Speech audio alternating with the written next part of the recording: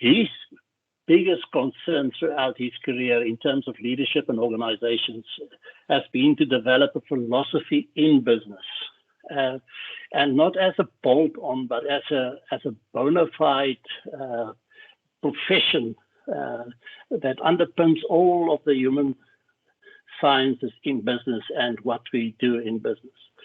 There is another book out of his. I've got the book. I haven't read it really yet. The Philosophical Consultant. But given the kind of writer he is, I would imagine that would also be a good read to have. And I would imagine that's a contradiction in terms. Yeah, but I must say, Frick, it's quite a tome. I mean, I think I'm sure you'll go through it, but I mean, it really is. It's a 400-page, really dense read on like how to be a great leader, and I think it's so interesting. Yeah. The book is structured as follows. You will see that there's a preface to the second edition and the preface to the first edition, a little bit about himself, and then he has a very nice introduction into the book, because the centerpiece of this is his whole concept and notion around greatness, and we'll talk a bit about that in part one, and that's where I will mostly spend the conversation, because we have to leave you something to read after the session. So, but in the first part, that's the core of the model, and he deals there with the foundations of leadership, and then the leadership diamond. So all of this theory and the concept he puts into this metaphor of a diamond with greatness in the center of that, and we'll talk about that in a moment. So and in that center, he deals with greatness, and then the four strategies around that is vision, reality, ethics, and courage. And then in part two, he really goes into the practice and the applications of this, and he indicates how we use this diamond when we have to confront challenges as leaders. And then he has a very practical approach around how do we then develop this leadership mind and the things that he says, and he is a great help in the implementation of the leadership mind. In part three, he starts building individual skills. He also expands it into the organization, and how do you develop skills and leadership skills in the organization? Because he says in an organization, you have twin challenges. You have to develop the leadership talent, the leadership mind in the organization, what you want the organization to be in terms of leadership, and then you have to universalize that leadership throughout the organization, and that is your challenge. So let's get to the core of the book, and Rian, you must help me watch the time as we progress, because there's much to do here. So just a few loose thoughts. He speaks about the executive of today, and he says leaders feel the difficulty of being a leader in the times that we are living, and he speaks about the new economy that makes it even harder. And all the new economy pathology is driven by impossible demands, better quality, lower prices, fast innovation, etc. So how does the leader handle all of this competition? How does the leader deal with the notion of shareholder value as the dominant force? And then he makes a point and says that's the real stuck point for leaders. How do we cope with a brutal business reality and still preserve human values? And he sort of starts off with saying, resolving that paradox requires something like an evolutionary transformation of who you are, how we behave, how we think, and what we value. And we will, if we get to the very last slide, we will close this loop in terms of transformation, because it's important that we understand the concept of transformation. Transformation is second order change. It's not moving the furniture around. Can I give you kind of a banal example? If you have a little caterpillar with 100 feet and you add another 20 pair of feet and you add another head on the other side so that he doesn't have to turn around, so he can just move it. So that's kind of first order change. You're moving the furniture around. So you have a caterpillar that's a little bit quicker than other caterpillars. But if you want transformation, you need to take that caterpillar, put it into a chrysalis, and then deconstruct it. And from that deconstruction emerges a butterfly, who now can travel between flowers at the speed that the caterpillar with 2,000 feet cannot think of traveling, and in a fashion that's not really associated with a caterpillar. So that's kind of transformation. It's a form on the other side of where we are, and that is the depth in which he approaches the leadership development in this space. And I think it's so relevant today, Frick, because we are really, I think as managers, we are really in a complex scenario, and we need to think about it very, very differently if we're going to succeed. So I really love that angle that it's taking in the book. And so apologies to Koestenbaum, this is my own drawing, not his. So I think he would have done it neater. But what he says, when we develop leaders, we too many times, and it's not wrong, but we often err on kind of developing the competence side, your speciality, the specific skills, the know-how. And it is as if organizations are almost saying, if we are in trouble, we need more competence. I'll try harder, I'll be more successful. If we exert more control, we'll get better results. Not entirely wrong, but you have to look at the other vector as well and develop the leadership mind, where you develop the authenticity of the leader, the leader's identity, the character, your whole attitude towards this question of what it means to exist as a human being in this world. So you have to transform the habits of thought of how you think, what you value, how you connect with people. And then changing those habits means changing your view of being intelligent. It means moving from a non-leadership mind to a leadership mind. Yeah. So this is the core for him in terms of the shift. So it's a leader. It's not just, if I can play with words, it's not just leadership. It's leadership that needs to happen in this space.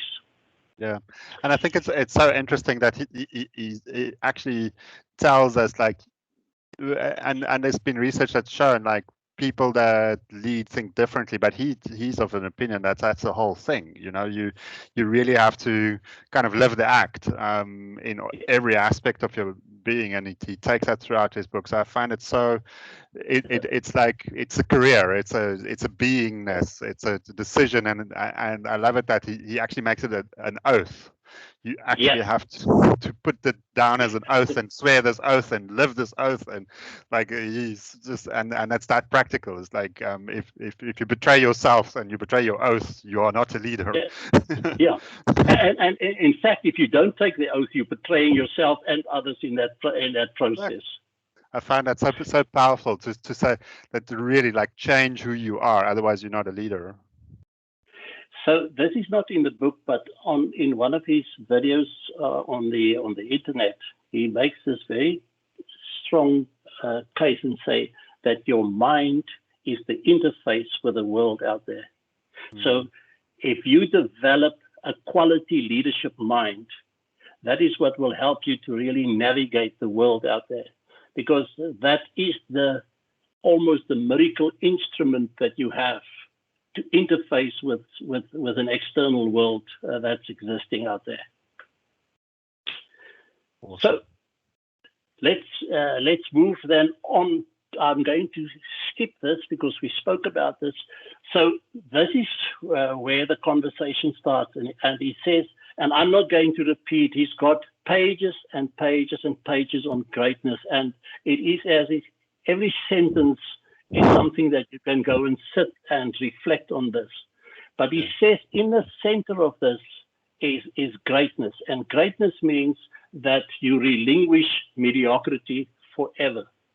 It's kind of saying, as if you really put up your hand to be a leader, then somewhere you go and sit on a rock and speak to yourself, and then you take this oath to greatness. And it's not just to work smarter or just harder. You have to work differently. And the question is how. And this is where he says, you need to become the artist in business, the reformer in life, the missionary of the company. Leadership means greatness in everything that you do. And he refers to those domains of life, work, self, family, ecological accountability, social responsibility, and financial strength as the 6 domains in where you operate as a leader with this oath of greatness.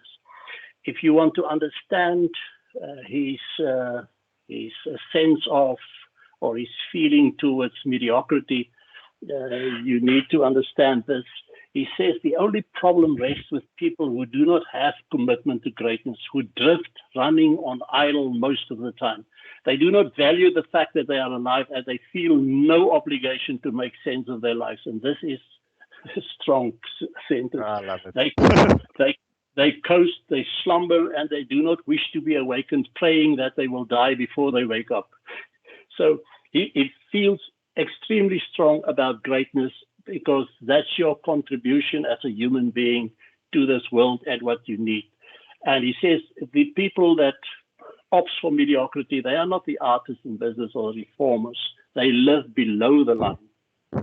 And I was thinking yesterday, Rian, listening to the minister's budget speech and reading the papers, and I just had to wonder, if we had a critical mass of people in this country that have committed to greatness, wouldn't that have been a totally different speech? Wouldn't you have seen much more smiles on the minister's face, much more to hand out instead of asking?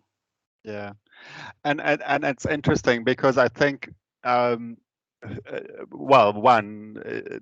think what I loved about the book is it's a definition of how to be great. Okay, so that's an interesting thing.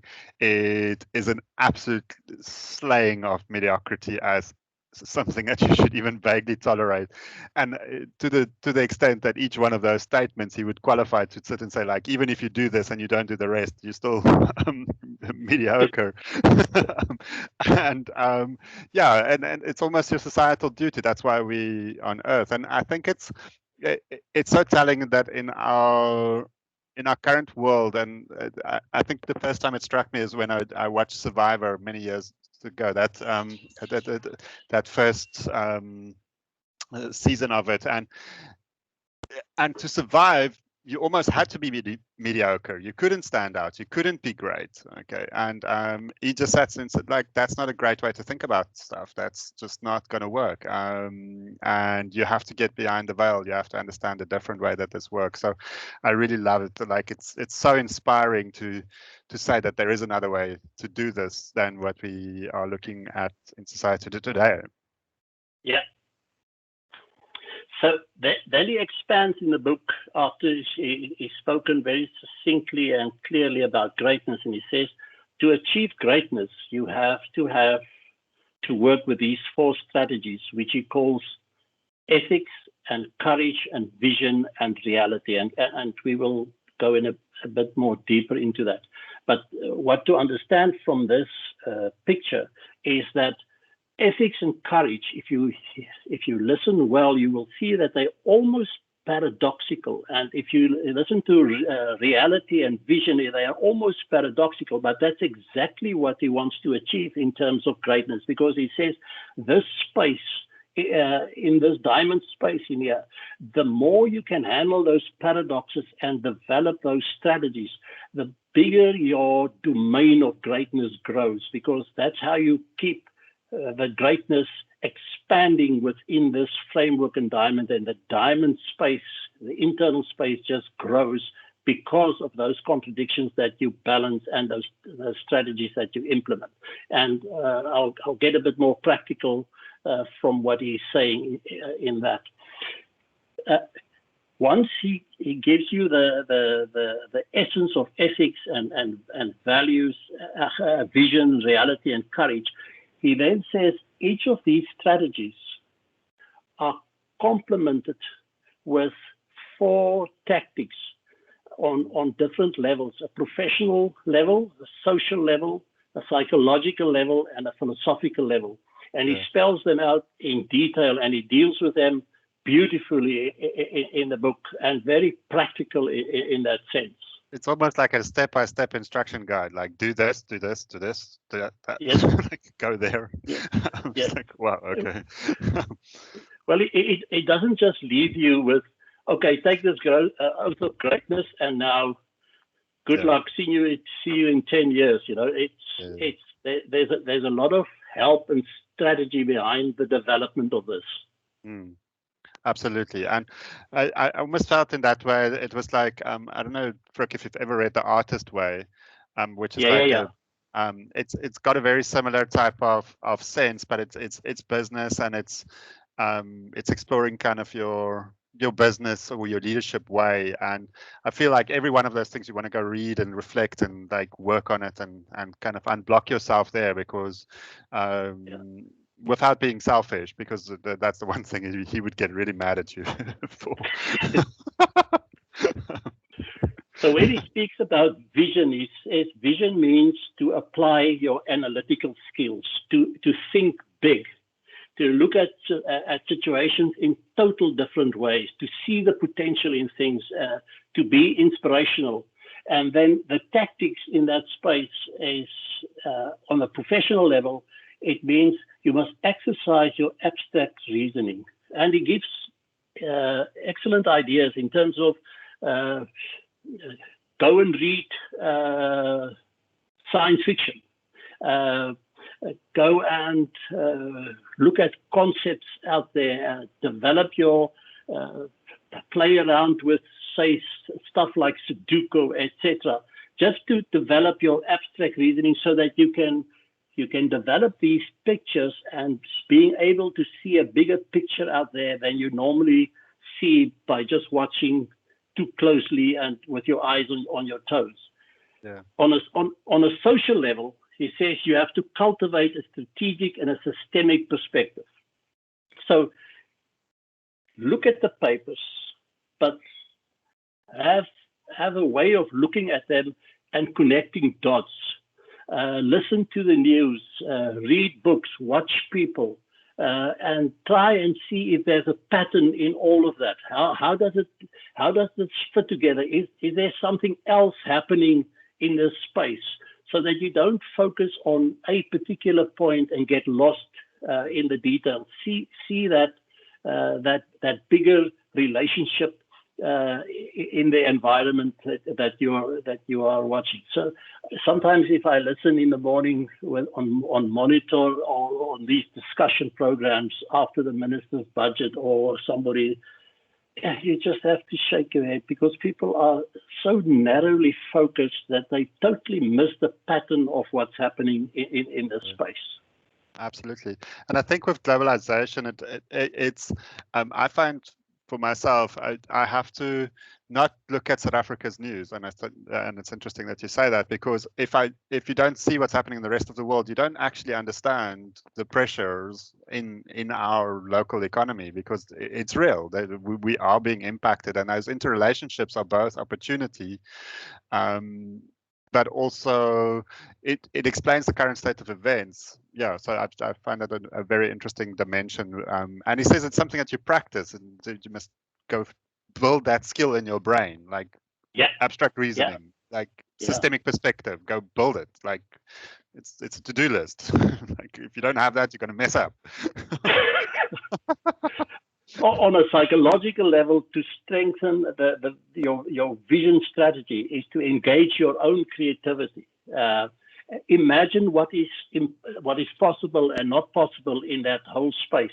That's kind of where you need to be. On a philosophical practice level, he says practice reflection in that space. Now, this is an extremely important thing, because if you watch leadership and leadership development and read, this is one of the most neglected skills of leaders. It's reflection, just to pause, to still the mind, just to process what has been happening in the day, in the meeting, in the hour, in the world, etc.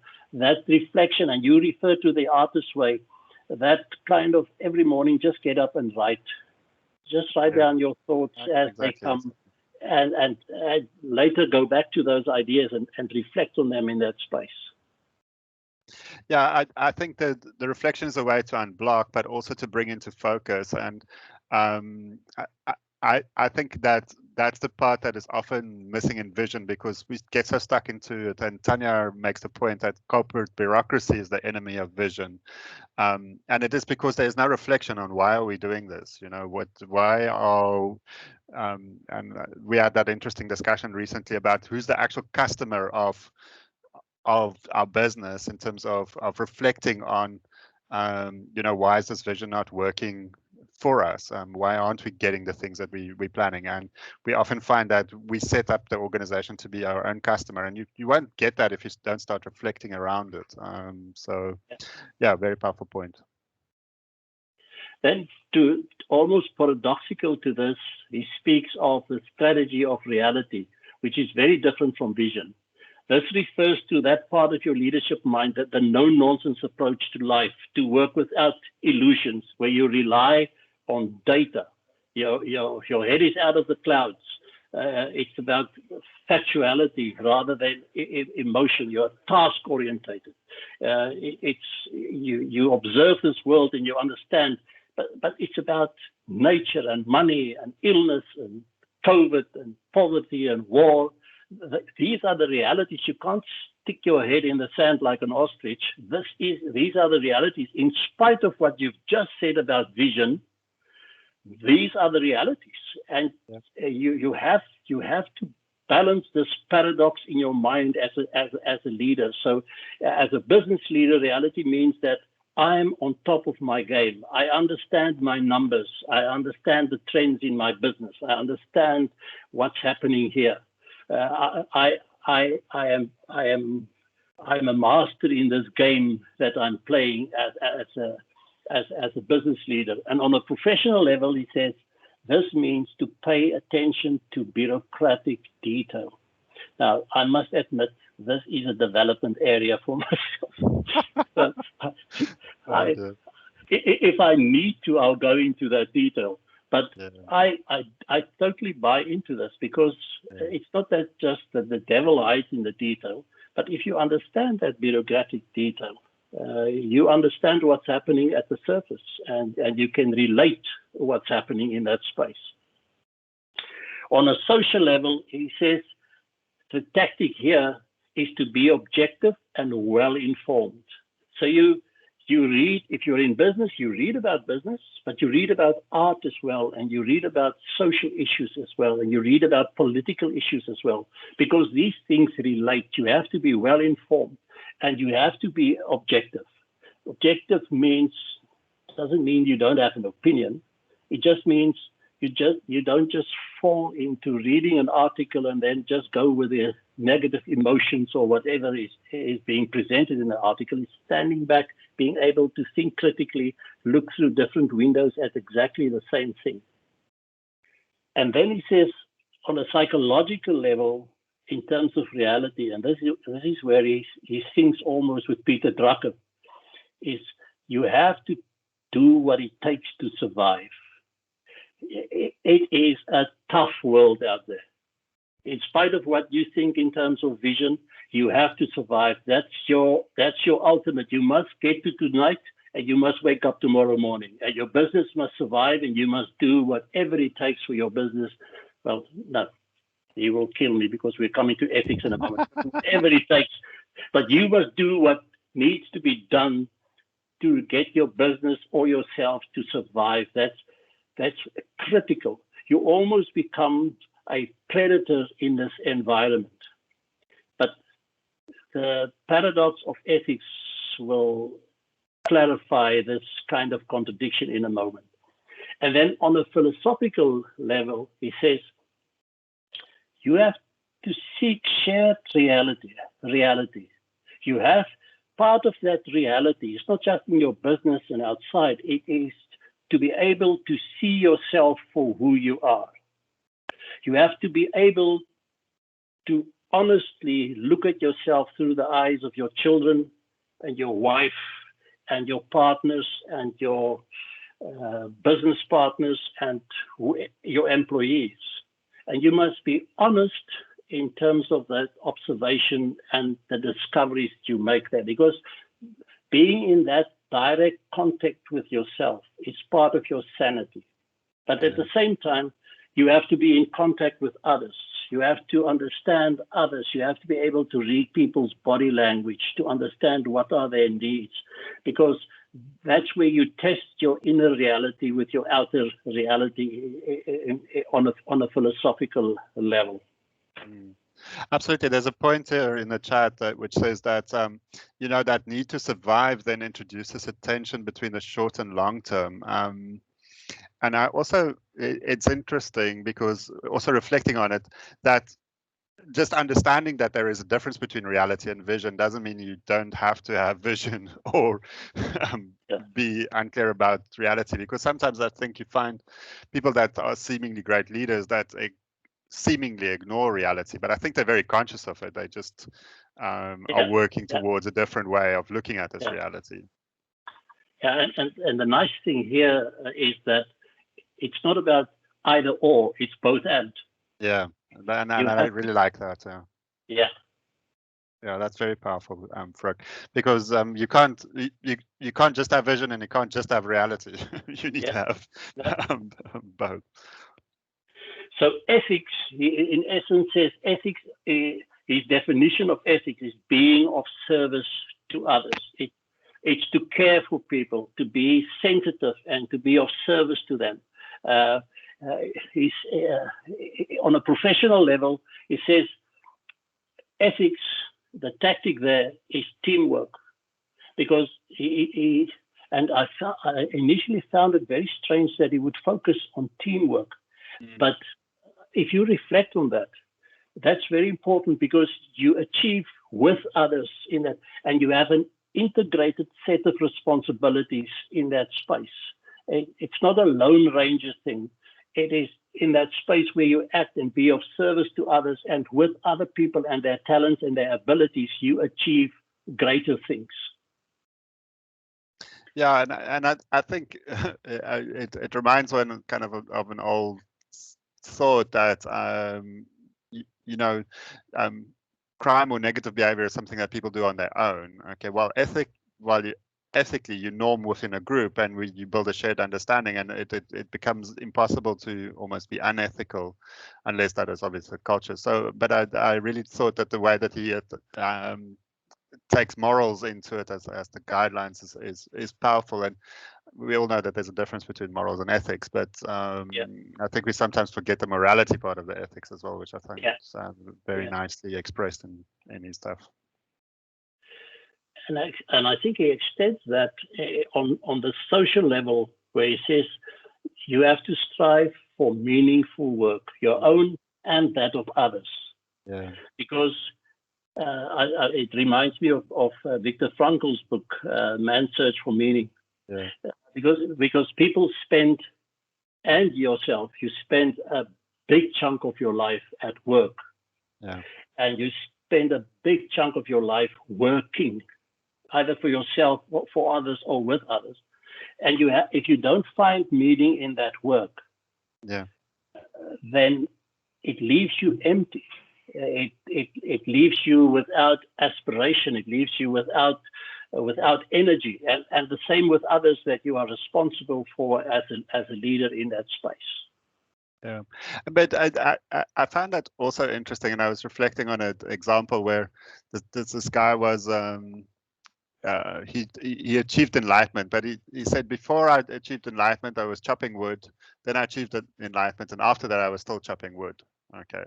And that's the thing, is you have to find the meaning of what you do. It doesn't mean that you have to do something else. Yeah. Yeah.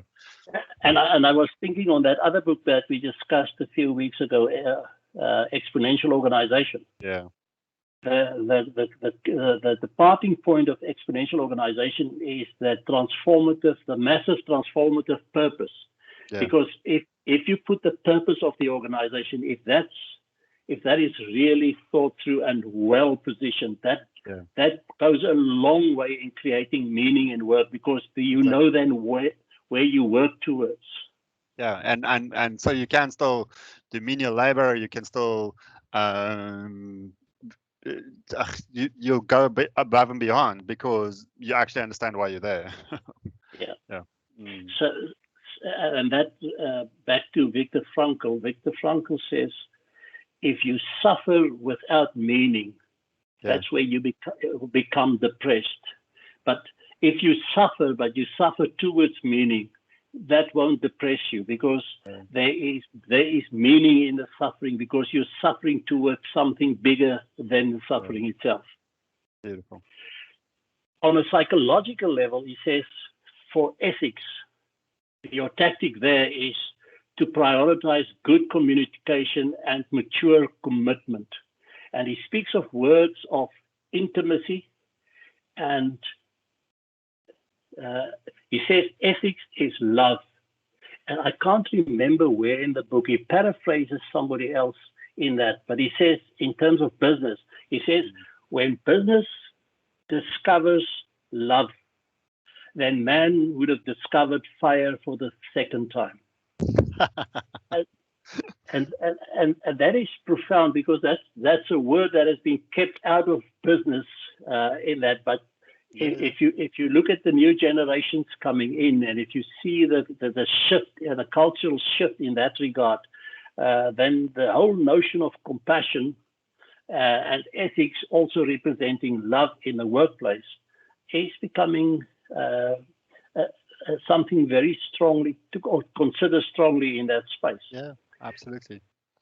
Yeah, and I think that there's like there's a whole re-emergence, I think, of ethics in a profound way, because we realize that society is so interconnected that if we don't act in according with an ethical principle, that it always kind of circles back. And I just love the idea that you should love your customer. I mean, ethics is love, and if you're serving them and you know why you're doing it and you're connecting to that for me is the most beautiful thing. And what was so refreshing, if you read this, so a lot of what we talk about ethics nowadays is compliance. It's kind of box ticking, but all of that would come to nothing if you don't understand the requirement for the character and the values and the guidance on these different levels in ethics. Yeah, absolutely. No, it is a very powerful section in this book. On a philosophical level, he says ethics means to act, and you have to act with integrity. And he says to act with integrity means you act according to an ethical or a moral rule. It's about justice. It's not about different degrees of feelings of pleasure or pain. So I'll go with this because the pain is a bit too much there. I'll go with that because the pleasure.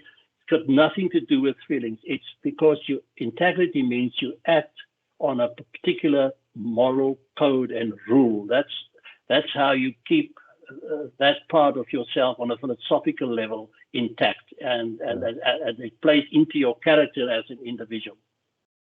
No, absolutely, it's beautiful. Sorry, Ria. No, go for it. So the last strategy is around courage, and he defines courage almost as to act with sustained initiative, and it's to use your power very wisely. It makes. I'll come back to the psychological level now around anxiety, but it is also about being free, have the courage to be free and the courage to be responsible.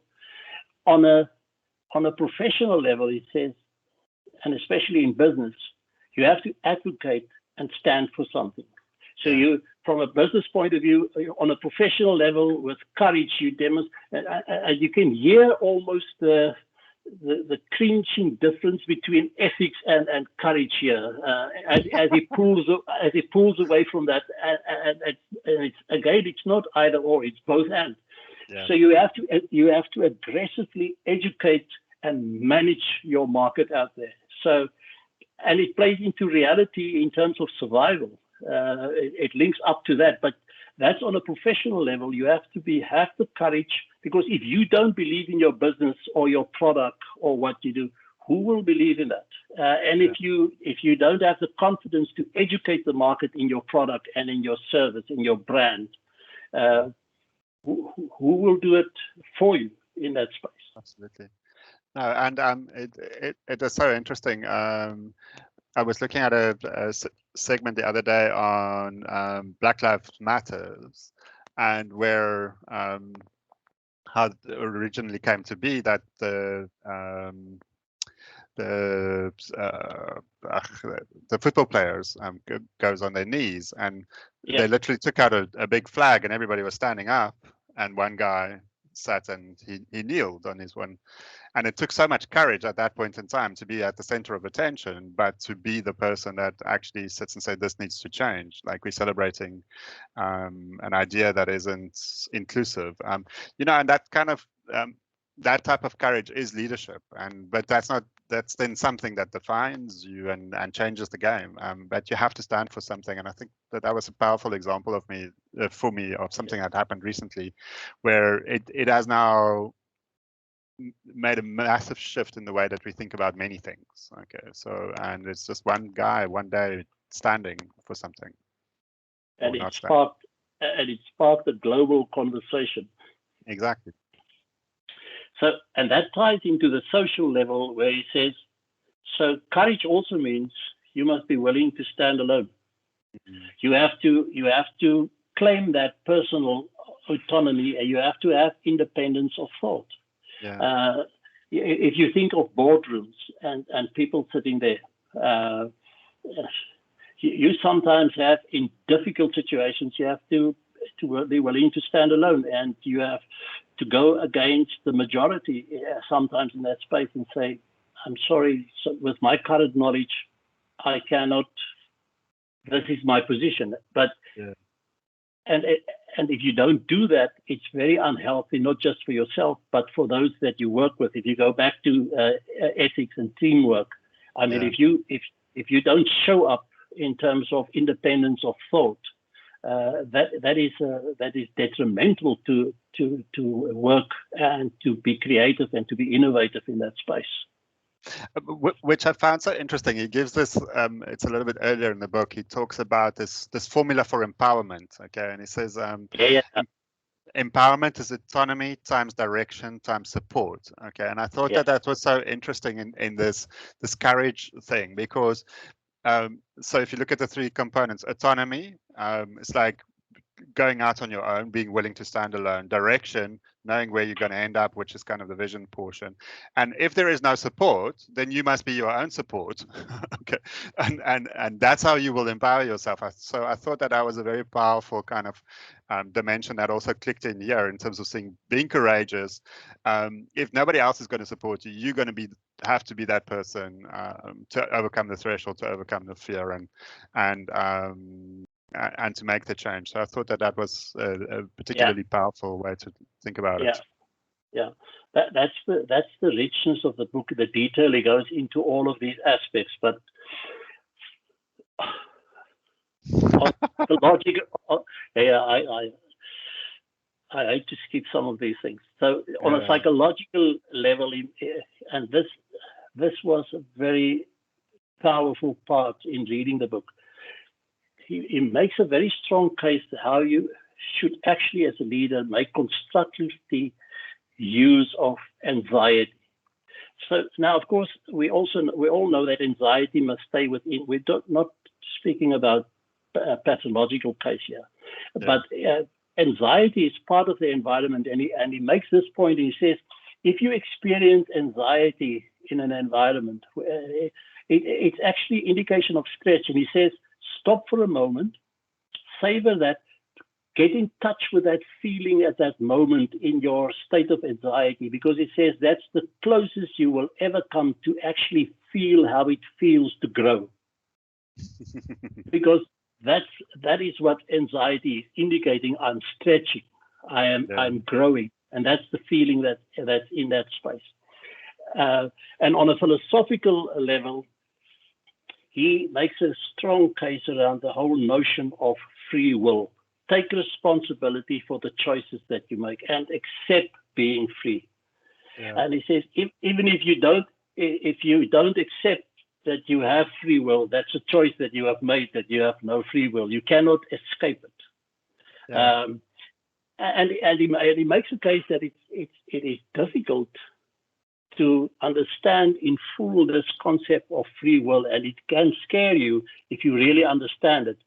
But it's part of your human condition. It is a given in that space.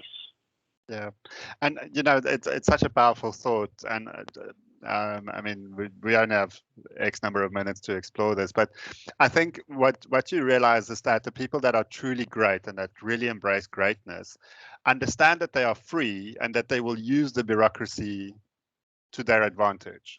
Okay, that they will use the system to get them where they need to be, etc. Because they're doing it for the right purpose and ethics, etc. And you look at people like Elon Musk, and he has changed the game because of the fact that he is free. Okay, and that's the kind of stuff which I think we need to think about, and not just think about, but start practicing. Be free. Be the person that can change the world. And then look at how to mobilize the resources around you to do that. And that is real entrepreneurship, but that's real business. That's what everybody wants to be. But we condition ourselves into the space. So I can talk about this forever, Frick. You know that. What a powerful set of. But to build on that, I think it's also to understand that freedom is not absolute. In other words, a fish is free to swim wherever he or she wants, as long as they stay in the water. So this is not spoken about in absolute terms. But it's spoken about as a human condition. You have choice. Yeah, granted, sometimes that spectrum of choice is very narrow, but you still have a choice in that situation. Absolutely. And Paul makes the point to say we have to give ourselves permission to exercise our free will. We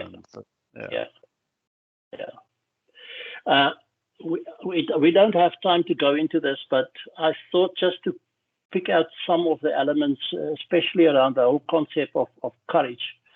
Because he says when we talk about courage, we usually mean having guts or taking risks, but you ought to talk about courage as if it were almost a mythic quality, one that lies at the heart of leadership success. And he refers to Aristotle, and he also make an important note and say, we are not what society and randomness have made us. We are what we have chosen to be from the depth of our being. We are a product of our will. We are self-made in the deepest sense. And it takes courage to acknowledge that. And it takes courage to take that responsibility of having to have free will. Yeah, and my reflection was on that. It's to say, I think what it made me realize is that there's more than one type of courage. I think that there's the courage that comes from fear. Okay, so when I am afraid of something or anxious about something, then I become courageous naturally. But I think there's another type of courage which comes from vision, to know not what threatens me, but where I want to go. And I think that those two energies is so different, and you need to choose the energy from where your courage starts. And that's what struck me when I read a little bit around that section, and I definitely want to go back to it and spend more time there, because I think we sometimes misplace our courage just as a compensation for our fear, and that's not what he's talking about here at all. No, he's really talking about that very deepest part in as being a human being, because it takes courage to live in this world, and if you want to live it, as you want to live it with greatness, it takes courage to do that. He quotes Freud saying, "We limit how we live so that we can limit the amount of anxiety that we experience." Exactly. And there are consequences for that in this space. I'm not going to deal with the paradoxes. We've said more than enough about that. So this is in essence kind of the summary of the model. Interesting enough that he has kind of a mythological figures that he attached to this. So he says, if you go out in this world, in this quest for greatness, you have 4 companions that go with you. Vision, he says, is the prophet, the one that helps you see the bigger picture, that kind of helps you see beyond the mountain in that side. Reality, he says, is the merchant that is accompanying you, the merchant that knows the price of bread, which customer is going to walk around the corner at what time of the day, etc. That merchant mentality that he has with him. The ethics, he says, is the healer that goes with you. It's that companion that helps you in terms of when you struggle with vision and reality and with people issues, that the healer is there to assist, to help you make sense and apply your ethics. And courage, he says, is that warrior in you. So you can imagine you and these 4 into this world. Interesting conversations between the prophet and the merchant and the healer and the warrior. Absolutely. But isn't it like you've got this whole board of capabilities, and if you bring them together, they can advise you on how to be great, and you need to tap each side of that in you, because I think as a what I liked about that is that we forget that you have a role as a leader, but retain that with our view on reality. So we walk in and we angry with people, and while we should be of service at that point, so it also gives that kind of very practical framework, which you now can sit and say, but hang on, now being of service could be taking that big view into it, or sustaining the initiative, or giving that support, etc. So it becomes very practical once you start thinking about, okay, so how do I live like this? How am I a leader like this? So I really like that part. Yeah. He has a whole section towards the end where he also discusses what happens if you neglect one of these strategies, and you then inevitably allow that leadership diamond to collapse. He would say you get people that they are ethical, they just love other people, and they are compassionate, and they have all the facts with them. They are real, and they have courage, but they have no vision. So there's a lot of motion, but there's no movement. So they've got all these facts and people around them that got courage, but they go nowhere because they have nowhere to go. They've got no destination. So there's a lot of activity, but not really going anywhere. Yeah. Awesome. And he says then, if ethics collapse, he starts off his example with Hitler, and if he says Hitler, then you understand everything. So he says Hitler had strong vision. He was an absolute warrior. He had the courage. He was real. He was in touch with reality. He knew how to manipulate who, when, at what point. But not having ethics, his whole leadership mind collapsed, and the disastrous results are known to all of us. Yeah. Absolutely.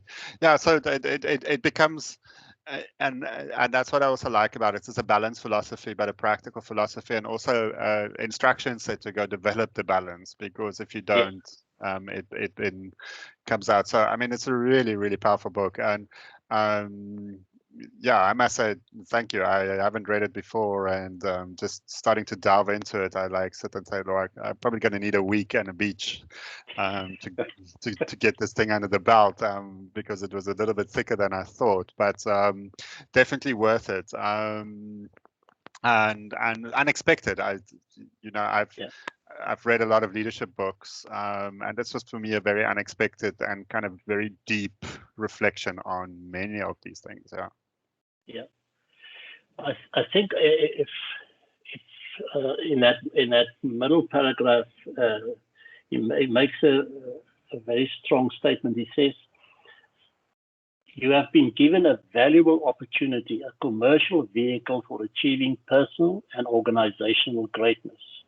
Yeah. And I sometimes wonder how many leaders go to work thinking this organization is Yeah.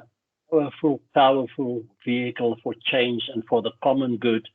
Yeah. And I've been entrusted with either the whole organization or this component. How do I make, how am I being great in doing exactly this? Because when he says the significance of your job is not that it offers you security, but that it demands from you personal growth. Yeah. And I also like in the oath, the second point in the oath is that the vehicle by which you will achieve this is business, and you will do that Yes. well, and that you Yeah. will go off and you will really utilize the opportunity that you've been given to make this change that you want to see. You know, I think that that's a very, very powerful view, and I think I must say that the really serious top leaders that I know do see it like that. Okay. And they really achieve phenomenal things. But many people that I see as kind of middle managers running organizations end up not having that view to sit and say it's my duty to do this well, and that kind of sense of duty, which I think this book communicates very deeply, is missing. Yeah. And I think for those people in our audience that are in leadership development, I think this offers a very strong framework and chassis to build a very powerful, I would say, senior to top management program in an organization. But no, that's not. So, just the last point. I want to go back to courage. And in courage, we said we must educate the market. So we have to educate the market, and we must aggressively tell the market that we have great programs that resonate with this book on leadership, Great. on systems thinking, with biometrics, with creativity, with effective leadership. So that's the commercial gap I had to take.